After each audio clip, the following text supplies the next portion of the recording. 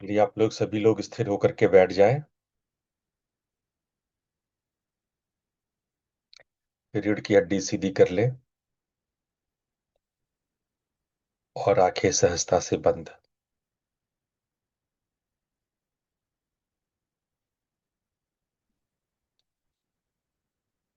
बंद आंखों से पूरे शरीर का अवलोकन करें। अपने शरीर को ध्यान से देखिए। आप ध्यानात्मक आसन में बैठे हैं। आप मुद्रा लगाए हैं। आपकी रीढ़ की हड्डी सीधी है। आपके कंधे बिल्कुल रिलैक्स्ड हैं। Facial muscles specially eye muscles आपके काफी रिलैक्स्ड हैं। ध्यान दीजिए। आप बिल्कुल स्थिर और शांत हैं।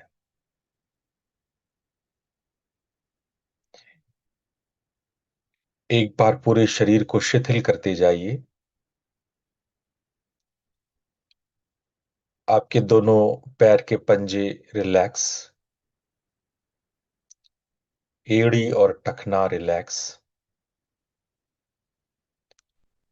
आपकी पिंडली, घुटना और जंघा दोनों पैर पूरी तरह से रिलैक्स। जहां कहीं भी तनाव खिंचाव हो रिलैक्स कीजिए। आपकी पेल्विक, कमर, आपकी बटक्स रिलैक्स।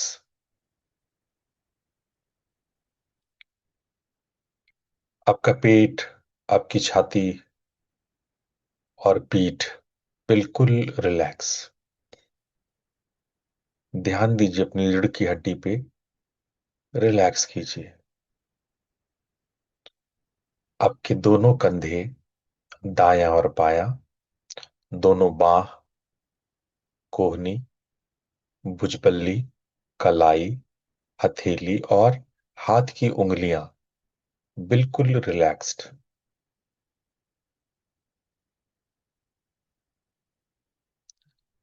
आपके गर्दन का पिछला भाग, पूरा गला रिलैक्स। आपका सर,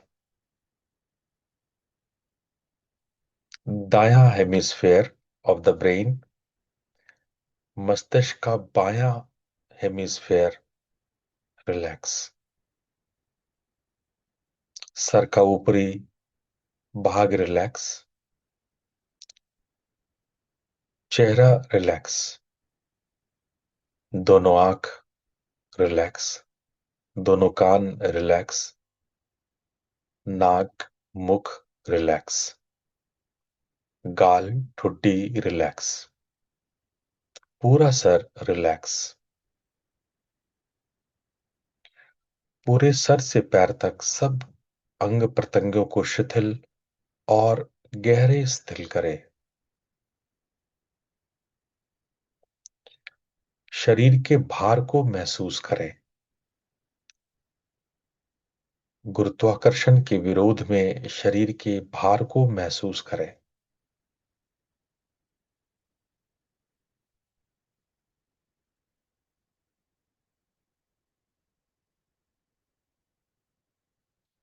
शरीर के बाद अब श्वास पे आइए और अपने आते जाते श्वास को देखिए।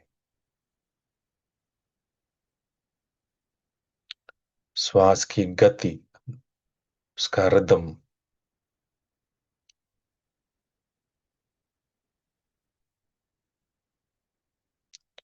अब जल्दी जल्दी ले रहे हैं या उथला ले रहे हैं, गहरा ले रहे हैं, स्लो ब्रीदिंग कर रहे हैं, जो भी कर रहे हैं वॉच कीजिए। ऑब्जर्व कीजिए अपने नेचुरल रिदम को।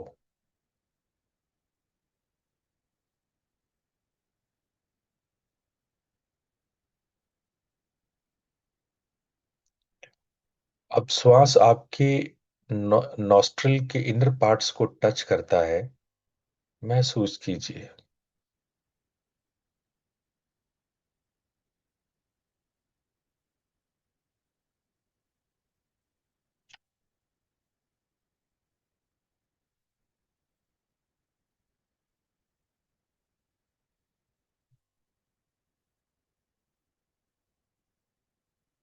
श्वास का टेम्परेचर महसूस कीजिए।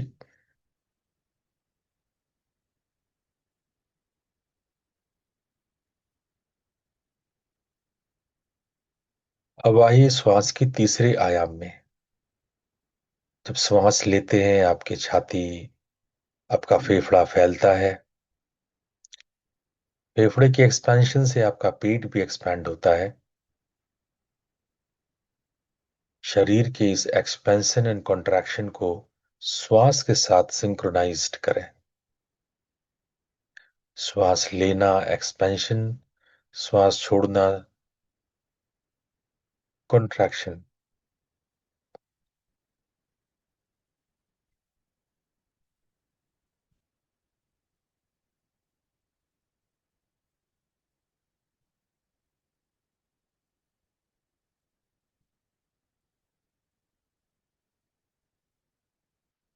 अब चौथे आयाम में प्रवेश करें। चौथा आयाम है श्वास के बीच का अंतराल। जब श्वास लेते हैं और छोड़ते हैं, दोनों अंतराल पे कुछ क्षण या सेकंड के फ्रैक्शन में एक पॉज है, एक रिटेंशन है, एक इंटरवल है, एक अंतराल है, छोटा सा। श्वास ठीक लेने के बाद और ठीक छोड़ने के बाद इस स्वाभाविक अंतराल, इस स्वाभाविक कुंभक के प्रति सजग बनिए।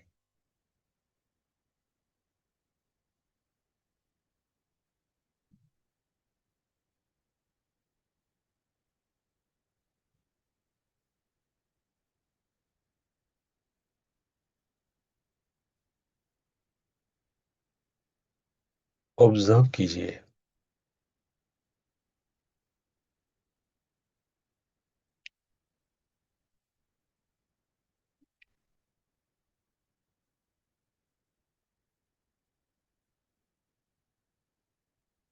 आप अपने सेंसेस को ऑब्जर्व कीजिए। सेंस ऑफ स्मेल, आसपास कोई स्मेल है तो। सेंस ऑफ टेस्ट, अगर आपके माउथ में, आपके मुख में कोई स्वाद है। सेंस ऑफ विजन, बंद आंखों के पीछे कोई रंग या डार्क शेड आप महसूस कर सकते हैं।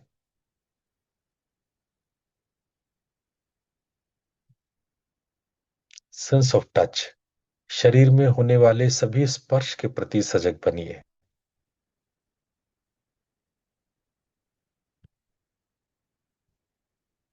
And the sense of listening, आसपास होने वाली आवाज के प्रति सजग बनिए।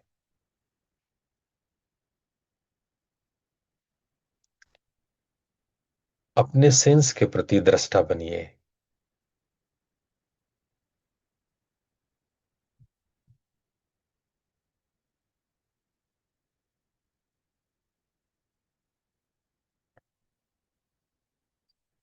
और अगला चरण है मन। मन को विचरते हुए देखिए। जो भी विचार आता जाता है, उसको एक दृष्टा की भांति देखिए।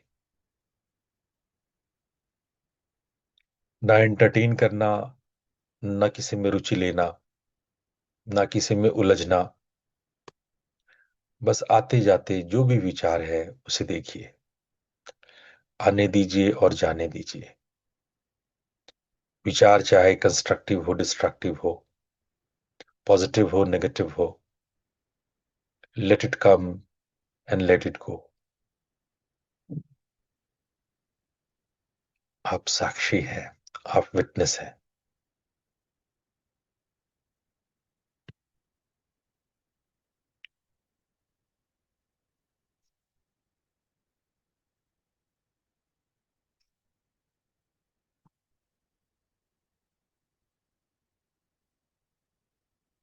अब यहां से हम लोग विजुलाइज करेंगे एक दिव्य ज्योति की भ्रूमध्य में। और इस दिव्य ज्योति के विजुअलाइजेशन के साथ साथ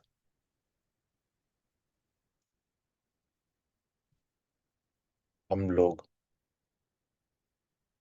3 बार ओम मंत्र का उच्चारण करेंगे।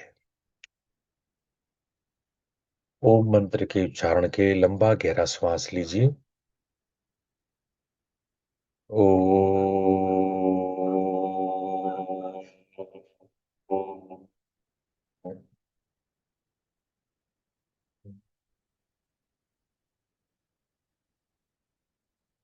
ओ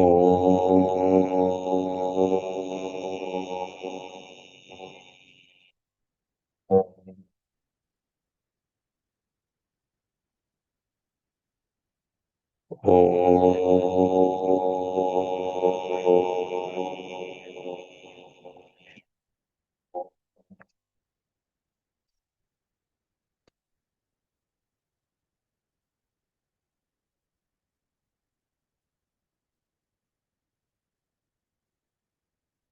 नमते पाठ। ओम असतो मा सद्गमय तमसो मा ज्योतिर्गमय मृत्योर्मामृतं गमय।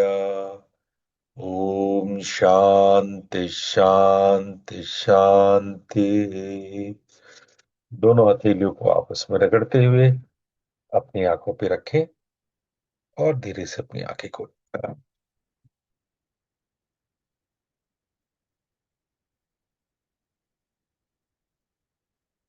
आज का विषय है साक्षी भाव।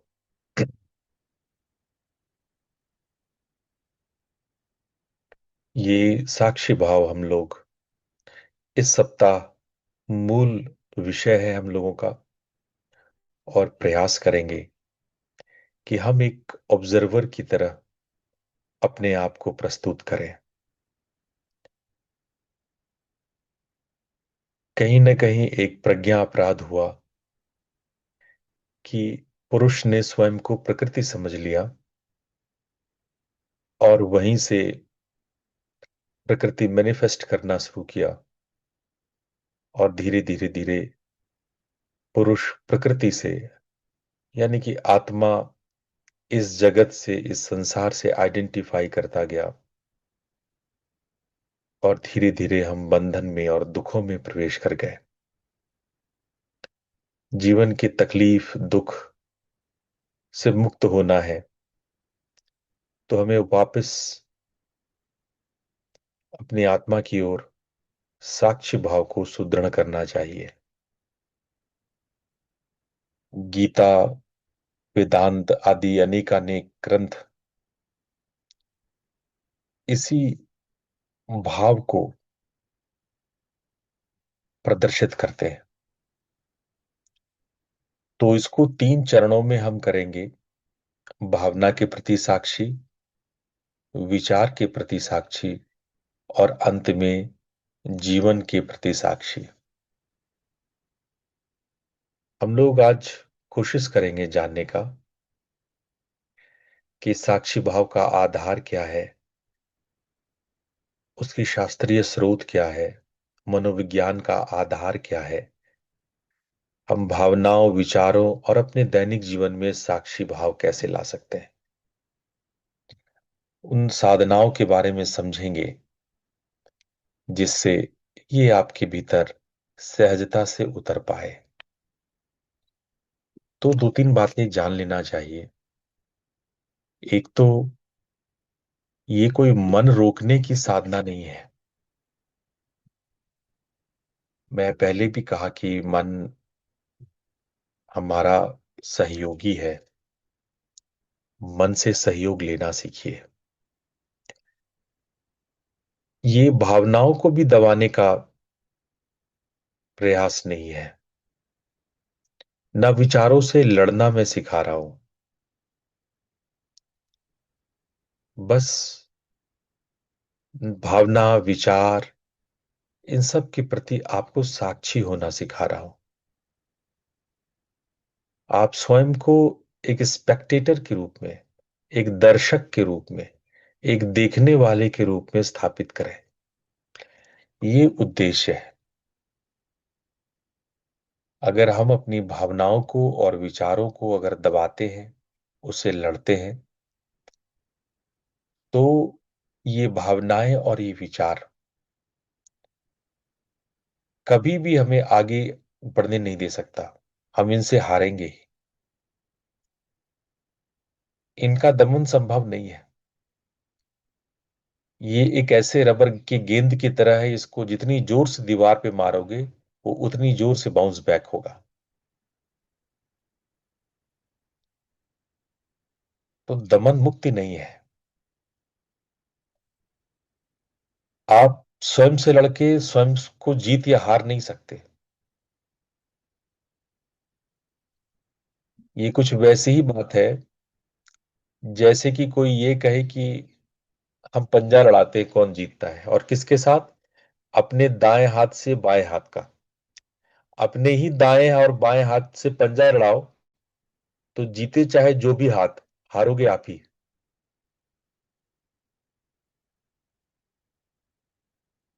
तो हम यहाँ पे लड़ने और दबाने की बात नहीं कर रहे हैं। हम यहाँ दृष्टा होने की बात कर रहे हैं। और जब आप दृष्टा होते हैं तो भावना जो आपकी शक्ति है, जो आपकी अर्धांगिनी है, मन जो आपका सेवक है, सहचरणी है, ये आपके समक्ष आपके साथ खड़ा हो जाता है। वरना आप इनसे पीड़ित होते रहते हैं।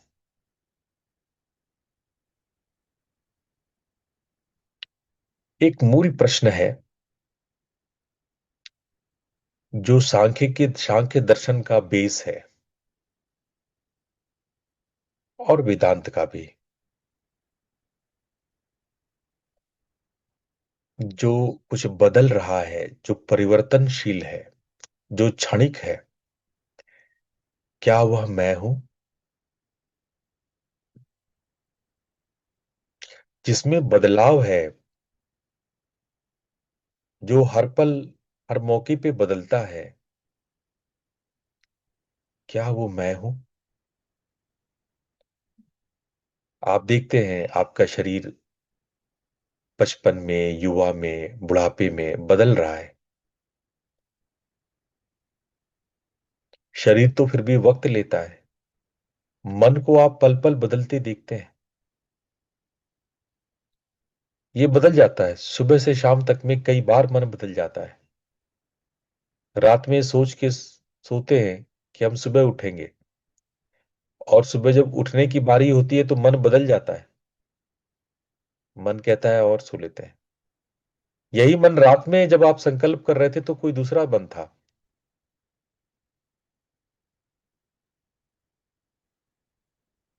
मन कोई 10-20 नहीं है। मन सैकड़ों की संख्या में है, हजारों है। और मन बदलता रहता है। इसके बदलाव को आप बहुत आसानी से जीवन में देख सकते हैं। आप नाराज होते हैं, आपका मन, आपकी बुद्धि बदल जाती है। आप प्रसन्न रहते हैं, आपका मन और आपकी बुद्धि दूसरी तरह से अभिव्यक्त होता है। अब मन का विचरना, जिसको हम विचार कहते हैं, विचार श्रृंखला भी बदलती है। इसके कई पैटर्न होते हैं।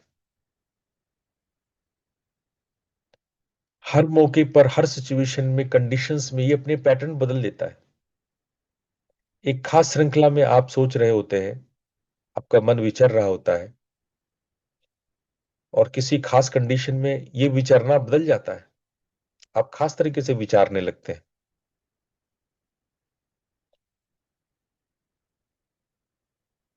आप अपने भावनाओं को भी बदलते देखे होंगे। कोई मित्र कब दुश्मन बन जाता है, कोई दुश्मन कब मित्र बन जाता है, कब किसी के प्रति अच्छी भावनाएं और बुरी भावनाएं कंडीशन के आधार पे, सिचुएशन के आधार पे विकसित हो जाती है, आपने देखा है। तो भावनाएं बदलती रहती हैं, विचार बदलते रहते हैं, मन और शरीर बदलता रहता है। तो प्रश्न मैं पूछ रहा हूं आपसे, आप अपने आप से पूछिए क्या जो कुछ बदल रहा है वो मैं हूं?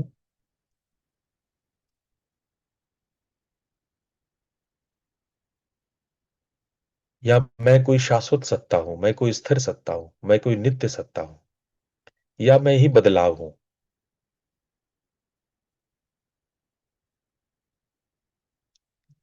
यहां पर बौद्ध को मानने वाले कुछ प्रश्न कर सकते हैं। पर बौद्ध दार्शनिक को यह समझना होगा कि परिवर्तन किसी धुरी से ही महसूस की जाती है। भगवान बुद्ध को समझने में बहुत सारे बौद्ध दार्शनिक मुश्किल में पड़ गए। भगवान बुद्ध ने कहा कि परिवर्तन ही सत्य है। ये नहीं कहा कि परिवर्तन ही मैं हूं। उन्होंने कहा परिवर्तन सत्य है। चूंकि कुछ बौद्ध दार्शनिकों को हमारे सनातन धर्म का विरोध करना था, उनके अगेंस्ट में उन्होंने दर्शन डेवलप किया, तो वो एक भ्रामक स्थिति को, एक भ्रामक तर्क को उत्पन्न कर दिए। परिवर्तन की सत्ता को सही सनातन भी मानते हैं, बौद्ध धार्मिक दर्शन भी मानता है। परिवर्तन सत्य है उतने ही जितनी प्रकृति एग्जिस्ट करती है। हम प्रकृति को भी मानते एग्जिस्ट करती है, पुरुष को भी मानते एग्जिस्ट करती है, दोनों एग्जिस्ट करता है। और बौद्ध धर्म को यह जानना चाहिए कि भगवान बुद्ध अपनी बोधिसत्व सांख्य दर्शन की तपस्या से प्राप्त किए थे, जो प्रकृति और पुरुष दोनों की सत्ता को स्वीकार करता है।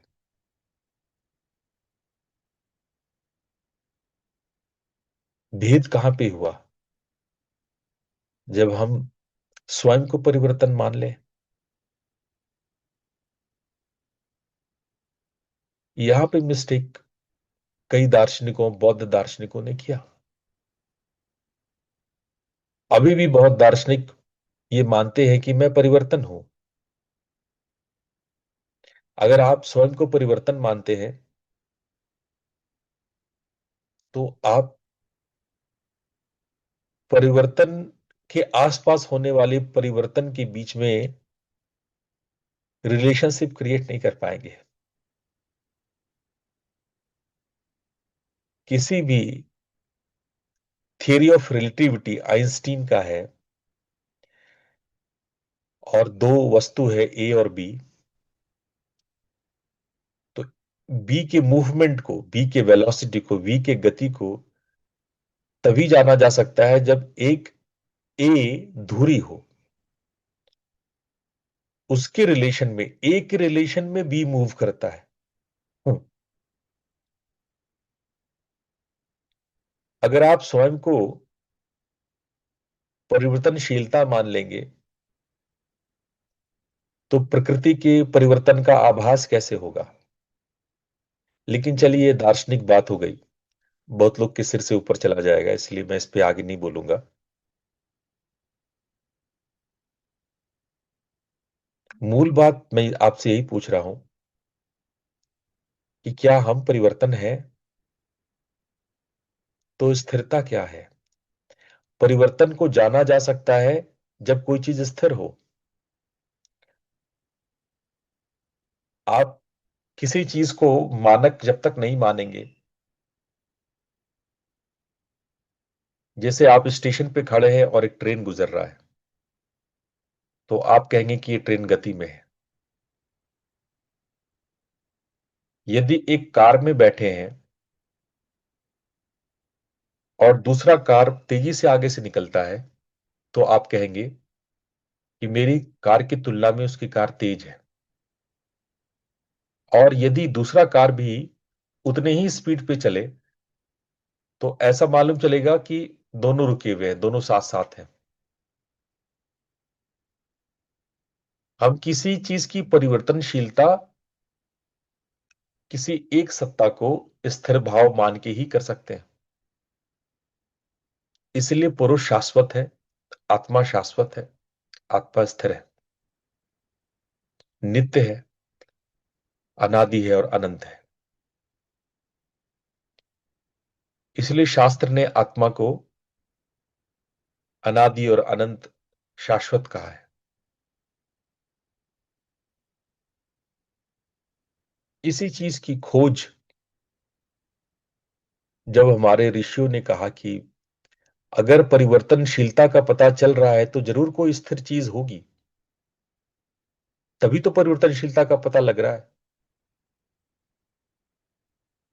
अगर कोई चीज आधार नहीं होगा, एक्सेस नहीं होगा, तो एंगल्स का पता नहीं चलेगा। There must be access for the angle.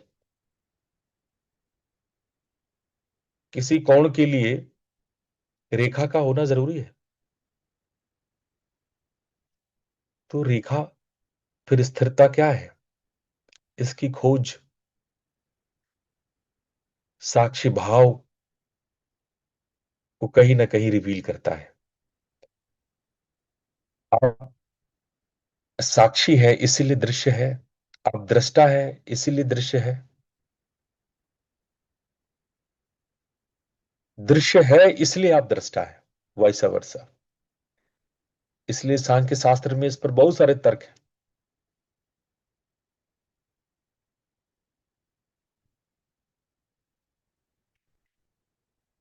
वो जो जान रहा है वो साक्षी है। जब मैं साक्षी बोल रहा हूं तो एक्सपीरियंस की बात नहीं कर रहा हूं जो आप अनुभव करते हैं, मैं उसकी बात कर रहा हूं जो अनुभव कर रहा है, अनुभव करता। साक्षी मतलब दृष्टा, जो देखता है। हाँ, खुद का हम रिवील नहीं कर सकते, आत्मा को हम जान नहीं सकते, क्योंकि वही देख रहा है। जब तक हम आईने के सामने ही ना खड़े हो जाएं, तब तक हम अपने आप को नहीं देख पाते। लेकिन हाँ, हम इस जगत को देख रहे हैं, संसार को देख रहे हैं। जैसे हमारी आंखें सब कुछ देख सकती है पर स्वयं को नहीं देख सकती, बशर्ते कोई दर्पण सामने न रख दिया जाए।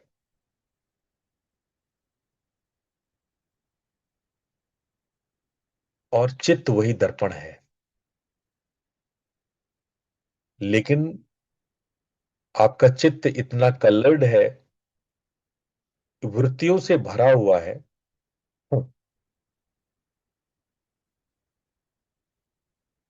कि वृत्ति सारूप्यम इतरत्र, आप वृत्तियों के सारूप्य हो जाते हो।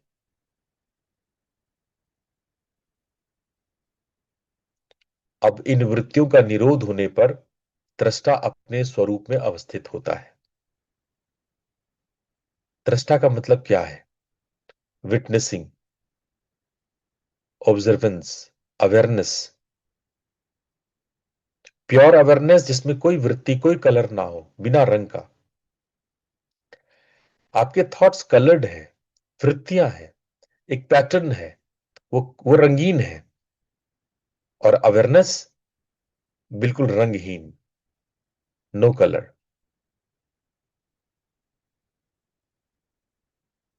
इस चीज को हमने योग दर्शन और सांख्य दर्शन में, गीता में भली भांति समझा है। इस थॉट को भगवत गीता में, सांख्य में और वेदांत दर्शनों में भारतीय सनातन धर्म का ये बेस लाइन है।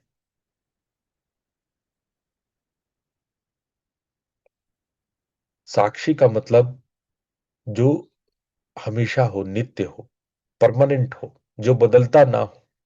नित्य मतलब डेली नहीं, नित्य का मतलब होता है जो ना बदले, जिसमें चेंजेस ना हो, उसको नित्य कहते हैं। लोग रखते हैं ना नाम नित्यानंद, नित्या। नित्य शब्द का क्या अर्थ है? जिसमें कोई बदलाव ना हो, नो चेंजेस, परमानेंट, जो सदैव है, सनातन है। जैसे आकाश में बादल आते हैं जाते हैं, पर आकाश बिल्कुल स्थिर है, नित्य है। अंतरिक्ष में बदलाव नहीं है। बादल आते हैं जाते हैं, अनुभव आते हैं जाते हैं, विचार आते हैं जाते हैं, दृश्य बदलता है, लेकिन साक्षी स्थिर है।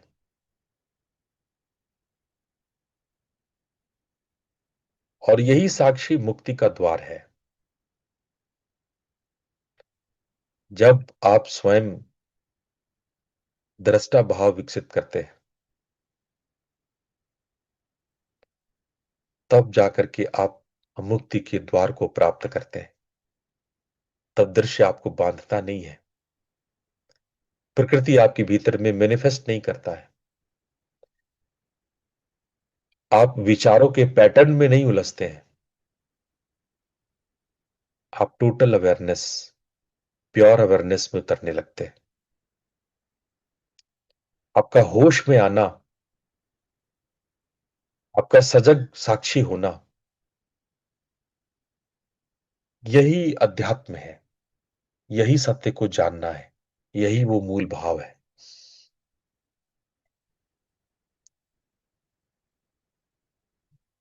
अब एक सामान्य बात जो सभी दर्शनों का, सभी विचारों के मूल में है,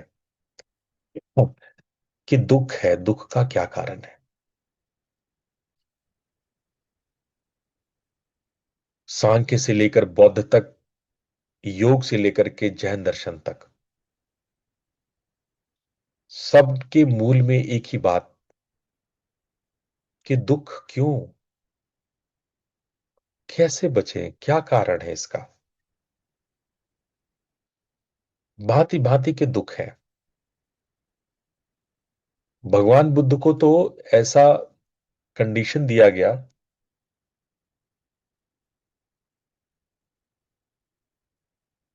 ऐसा कंडीशन दिया गया कि उनको दुख का पता न चले। किसी ने उनके पिताजी को कह दिया था कि ये सन्यासी बन जाएगा, तो वो चाहते थे कि इसको जीवन में इतना सुख और संसार मिले कि कभी संसार को छोड़ने की बात आई ही नहीं। तो ऐसी कोई चीज जिससे कि दुख हो, वैसी कोई चीज गौतम बुद्ध के सामने, जब वो सिद्धार्थ हुआ करते थे, तब राजकुमार सिद्धार्थ के सामने नहीं रखा गया। लेकिन अचानक किसी दिन राजकुमार सिद्धार्थ को किसी नगर के किसी गांव में किसी समारोह में जाना था। और जब वो गए तो उन्होंने किसी रोगी को देख लिया। सारथी से पूछे कि ये क्या है, इसको क्या हो गया। उसने अब तक की इस उम्र तक में उसने कभी किसी रोगी को देखा नहीं था, शादी वादी हो गया था तब की बात बता रहे। सिद्धार्थ की शादी हो गई थी, उसको पता नहीं था कि रोगी, कोई रोगी भी होता है। एक बूढ़े आदमी को देखा, इसको ये बोले ये क्या हो गया, इसके शरीर को क्या हो गया।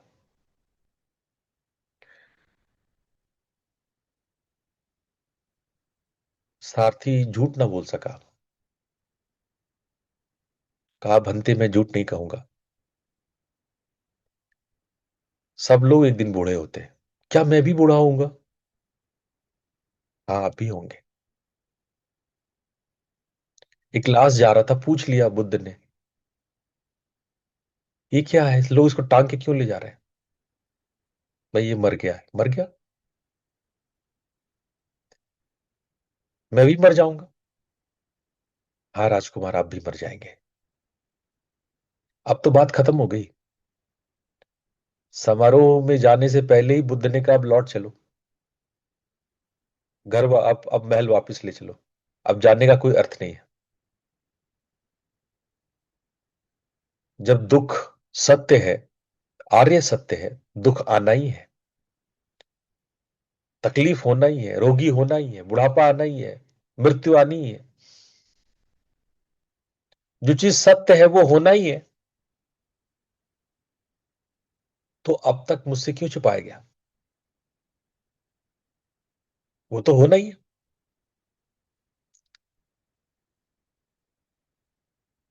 चाहे आज मर ले चाहे कल मर ले, वो तो सत्य है, उसको झुटलाया जा नहीं सकता है। कितना भी कर लो, बुढ़ापा आएगा ही। आप बच नहीं सकते। जो चीज सत्य है वो होना ही है, तो फिर क्यों छुपना, क्यों बचना, उसका सामना ही करना। राजा उनकी बातों से डर गए। राजा ने, उसके पिता ने ऐलान कर दिया कि अब राजकुमार को राजा बना दिया जाए। वो सोचे कि शायद राजा बन जाएंगे तो ये दार्शनिक प्रश्नों का वो हल नहीं ढूंढेंगे, बच जाएंगे। पर राजकुमार सिद्धार्थ अड़ गए अपनी बात पे। बोले कि मैं राजा बन के क्या करूंगा अगर मैं अपने प्रजा का दुख को दूर नहीं कर सकता। राजा का सबसे पहला धर्म है कि प्रजा के दुख को दूर करना। और मुझे नहीं पता कि दुख को दूर कैसे करते हैं।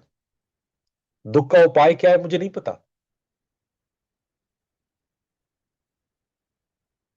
मैं कभी भी राजा नहीं बन सकता।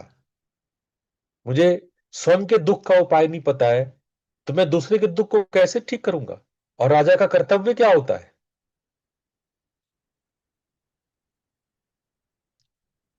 किसी के पास सिद्धार्थ गौतम का उत्तर नहीं था। उत्तर के लिए वो घर छोड़ के भाग गए। नन्हा बच्चा था, राहुल जन्म ही लिया था।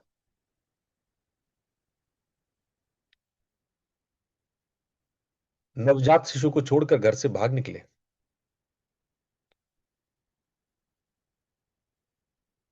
उन्होंने कहा अपनी पत्नी को, हे यशोधरा, जिस दिन मैं राजा बन जाऊंगा उस दिन मैं लौट के आऊंगा। जिस दिन मैं इस प्रश्न का उत्तर ढूंढ लूंगा कि दुख का उपाय क्या है। 6 साल योग और सांख्य की प्रैक्टिसेस करते रहे। कल्लट नाम के एक ऋषि के आश्रम में 6 साल तक उन्होंने सांख्य और योग की साधनाएं की।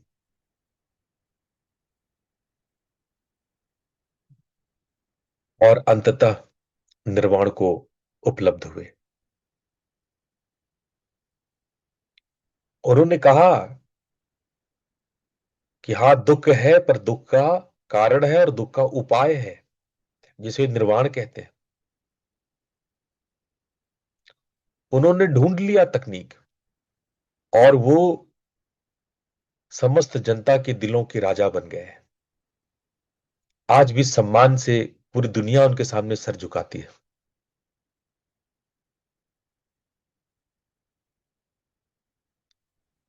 उनकी श्रद्धा और सम्मान भगवान जैसे, देवताओं जैसे होती है।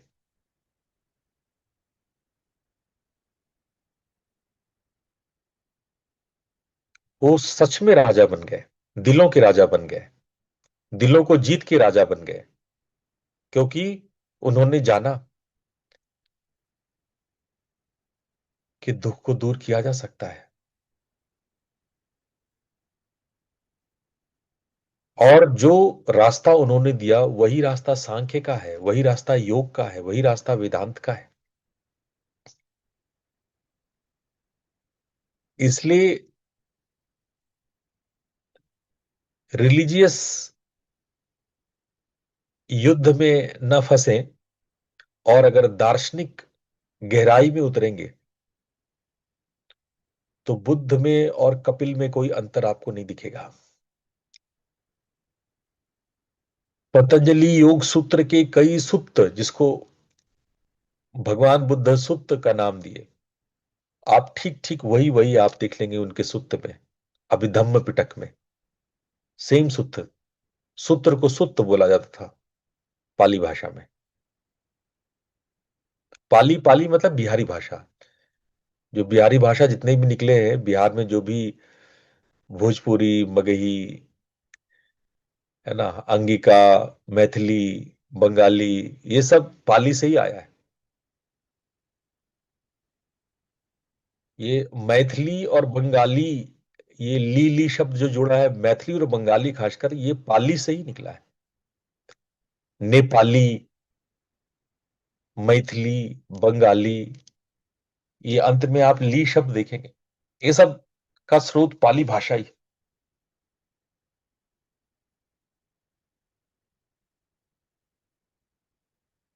तो पाली भाषा में देखेंगे आप, योग सूत्र सूत्र भरा हुआ है। और ये योग सूत्र में भगवान बुद्ध अपनी भाषा में इसको समझाते हैं कि ये परिवर्तनशीलता सत्य है, आप उसके दृष्टा हो जाओ, आप साक्षी बन जाओ। पूरा बोधि दर्शन इसी लाइन के इर्द गिर्द है।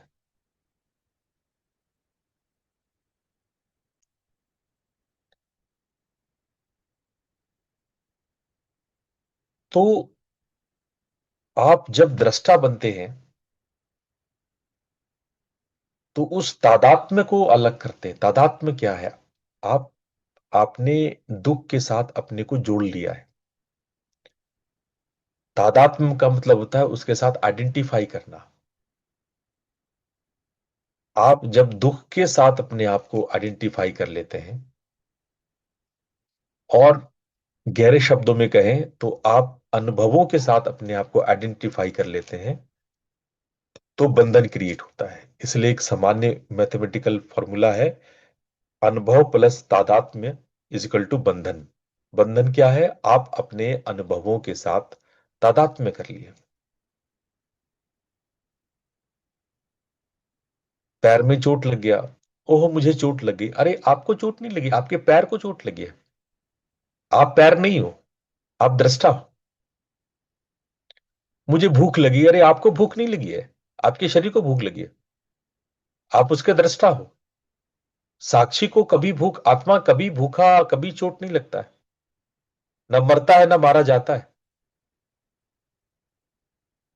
लेकिन आपको जो हो रहा है फिजिकली, मेंटली, इमोशनली, उसके साथ आपने अपने आप को बांध लिया।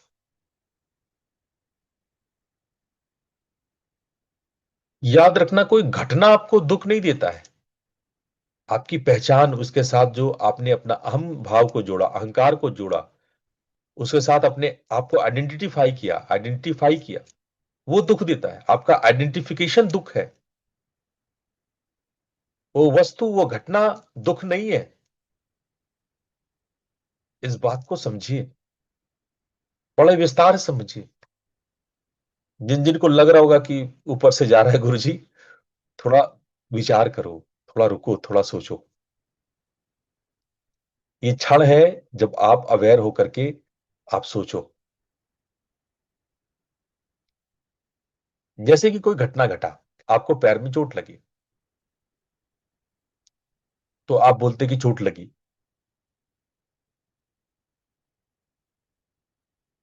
है ना? तो आप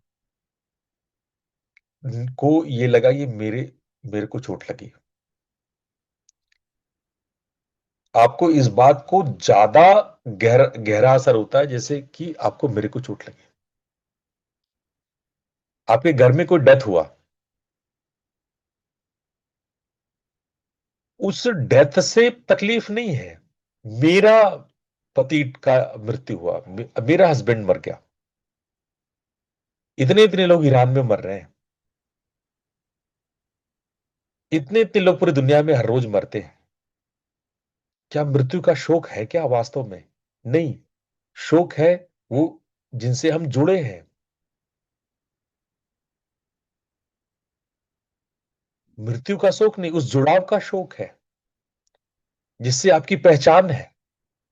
आपने अपनी पहचान में, अपने आप में, जब आपने अपना अस्तित्व, अपनी पहचान, अपनी आइडेंटिटी आप सोचते हो कि अच्छा मैं कौन हूं, मैं एक्स वाई जी हूं, तो उस एक्स वाई जी के साथ जो जो भी बिलोंगिंग्स हैं, जो भी लोग आपकी पहचान में हिस्सेदारी करते हैं, उस हिस्सेदारी के लॉस को दुख कहते हैं। जो आपका दुख है आपके पहचान से जुड़ा हुआ है, और जितना ज्यादा आपके पहचान से जुड़ा है उतना गहरा दुख है। आप चिल्ला चिल्ला के रोते हैं कि मेरे साथ ऐसा क्यों हुआ, मेरे ही पति क्यों मरे, मेरे ही बच्चे क्यों मरे, या मेरे साथ क्यों हुआ। वास्तव में डेथ आपका नहीं हुआ था, डेथ तो आपके पति का हुआ, आपके बच्चे का हुआ, या XYZ किसी का भी हुआ। बात डेथ की नहीं थी, बात थी उस पहचान की,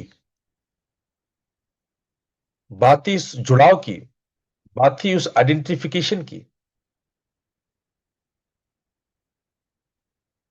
जैसे मान लो आपका बेटा फेल हो गया एग्जाम में,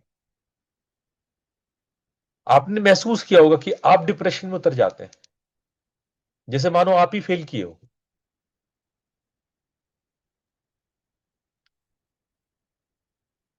आपके जीवन में कोई हर्ज नहीं, आप पहले भी स्वस्थ, कल भी स्वस्थ थे, आज भी स्वस्थ है, ना आपने पढ़ा ना आपने परीक्षा दी, लेकिन आपका बच्चा फेल कर गया एग्जाम में, और आपकी आंखों में आंसू है, आप डिप्रेशन में।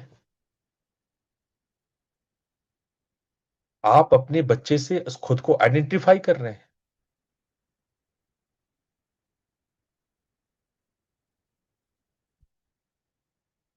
और यही आइडेंटिफिकेशन दुख का कारण है।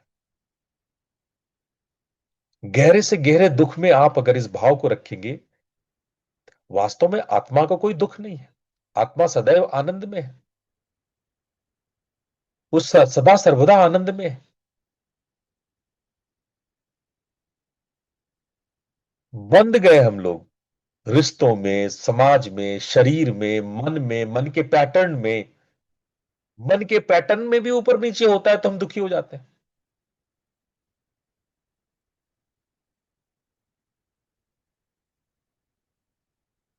आपकी मेंटल पैटर्न आपका बंधन है, आपकी वृत्तियां आपका बंधन है। इसलिए योग कहता है योगश्चित्त वृत्ति निरोधा तदा दृष्टु स्वरूपे अवस्थानम।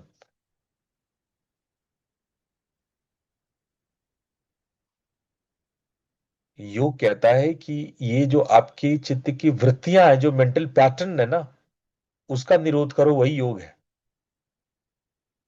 तभी जो है दृष्टा अपने स्वरूप में अवस्थित हो पाता है। नहीं, अगर ऐसा करोगे तो वृत्ति सारूप्यम इतरत्र, तो वृत्ति बन जाओगे। अगर मेंटल पैटर्न का विरोध नहीं किया तो आप पैटर्न बन जाओगे। आपके जो अनुभव है, आपकी जो उसके साथ जुड़ाव है, उसके साथ जो तादात्म्य है, वही जड़ है सारे बंधन का, दुख का, तकलीफ का।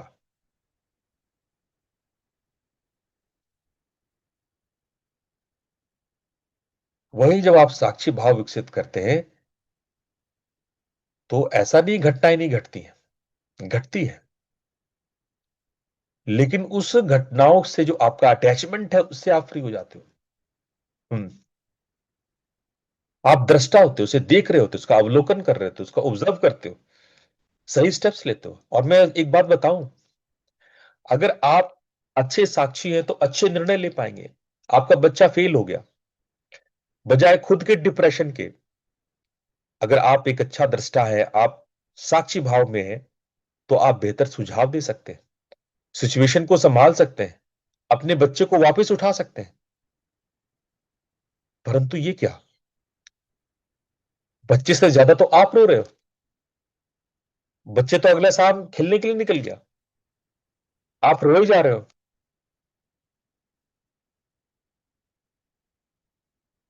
जिस सूक्ष्म शरीर को मृत्यु को प्राप्त करना था, मृत्यु प्राप्त कर लिया, उसने दूसरा शरीर भी बदल लिया होगा, पुनर्जन्म भी उसका हो गया होगा। आप रोए पड़े हैं, अमुक मर गया, अमुक मर गया, अमुक मर गया। अगले ने अगला जन्म भी ले लिया।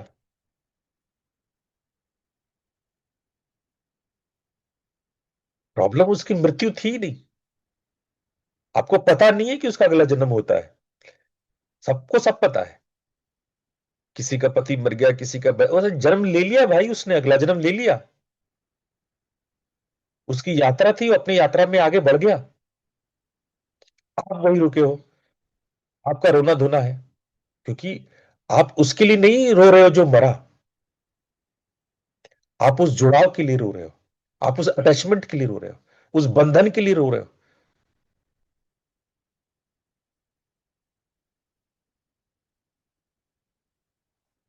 तो जो साक्षी भाव है, वो इस तादात्म्य को नहीं, वो रियलिटी को ऑब्जर्व करता है। और आप ज्यादा यथार्थवादी होते हो, आप बेहतर जिंदगी जीते हो। आप भावना नहीं हो, आप भावना के दृष्टा हो।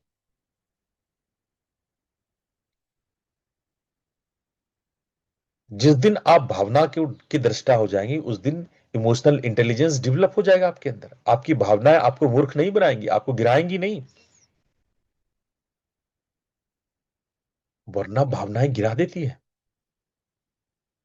आप क्रोध में गिर जाते हो, आप घृणा में गिर जाते हो, आप ईर्ष्या में गिर जाते हो, और तो और आप प्रेम में गिर जाते हो। Fall in love. कभी किसी ने सुना है बोलते हुए कि आई राइज इन लव? सब बोलते हैं आई फॉल इन लव। प्रेम में गिर जाते हो। अरे नेगेटिविटी में गिरते तो गिरते, आप प्रेम में भी गिर जाते हो। Fall in love.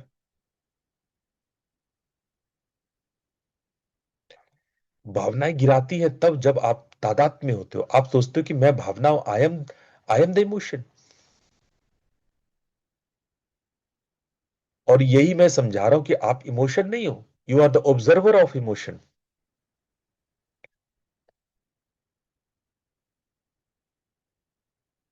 और दूसरी बात जो आप भूल रहे हो, कि सब कुछ बदलता है, एवरीथिंग इज चेंजिंग। कुछ भी परमानेंट नहीं है।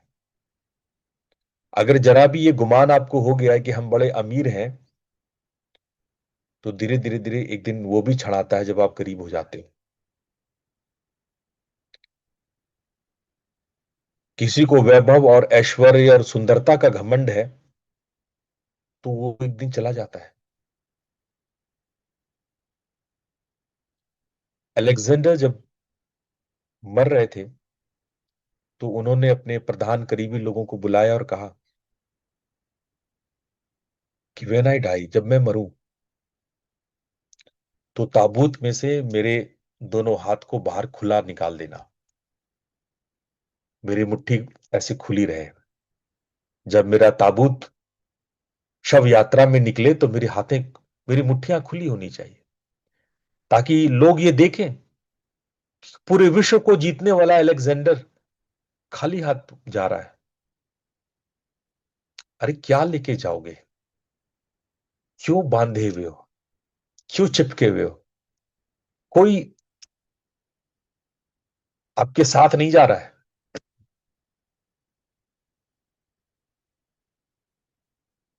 संत संत लोग गुनगुनाते हैं, मैं भी आपके सामने गुनगुनाता हूं।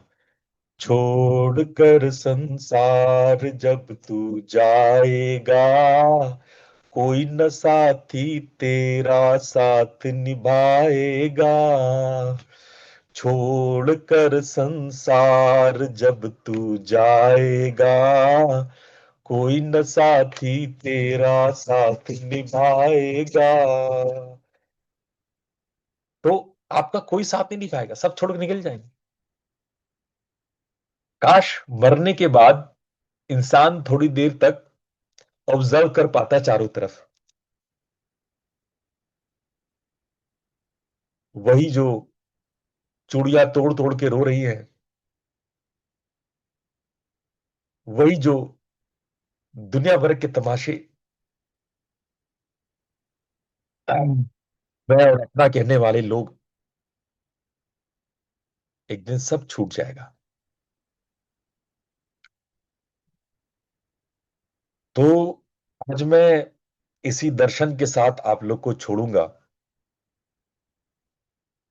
ये हम लोग आगे 2-3 दिन खूब सारा चर्चा करेंगे। मैं कोशिश करूंगा कि इस सप्ताह आपको साक्षी भाव के गहरे से गहरे अर्थों तक ले जाऊं।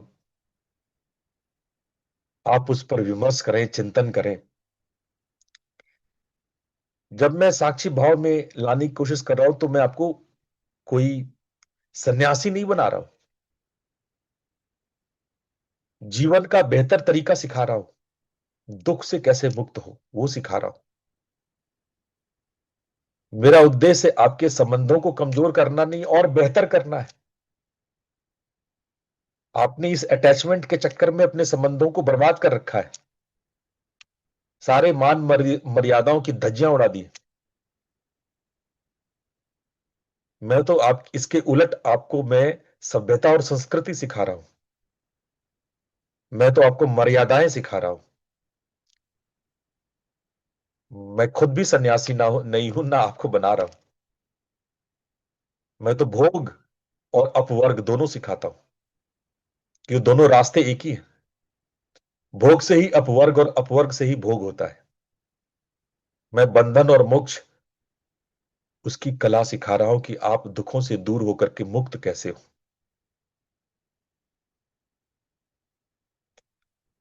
तो आज इतना ही। आप सब लोग साक्षी भाव का अभ्यास करें, इस पर चिंतन मनन करें, अपने भीतर ऑब्जर्वेंस को, अवेयरनेस को डेवलप करें। आज जो कुछ मैंने बताया उस पर आज चिंतन करो। कल मैं और कुछ प्रैक्टिकल्स भी कराऊंगा, प्रैक्टिसेस भी कराऊंगा कि साक्षी भाव को कैसे व्यवहारिक प्रैक्टिकल रूप में आप डेवलप कर सकते हो। पर जरूरी है कि पहले आप इस गहराई को समझो।